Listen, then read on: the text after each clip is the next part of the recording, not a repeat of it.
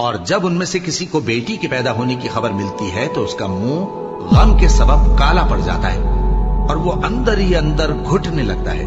اور اس خبر بد کے سبب جو وہ سنتا ہے لوگوں سے چھپتا پھرتا ہے،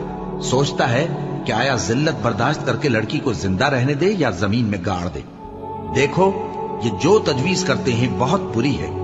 جو لوگ آخرت پر ایمان نہیں رکھتے انہی کے لیے بری مثال ہے، اور اللہ کو صفت اعلیٰ زیب دیتی ہے اور وہ غالب ہے، حکمت والا ہے۔ اور جب ان میں سے کسی کو بیٹی کے پیدا ہونے کی خبر ملتی ہے تو اس کا منہ غم کے سبب کالا پڑ جاتا ہے اور وہ اندر ہی اندر گھٹنے لگتا ہے، اور اس خبر بد کے سبب جو وہ سنتا ہے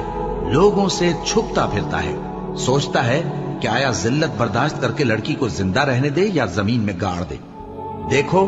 یہ جو تجویز کرتے ہیں بہت بری ہے۔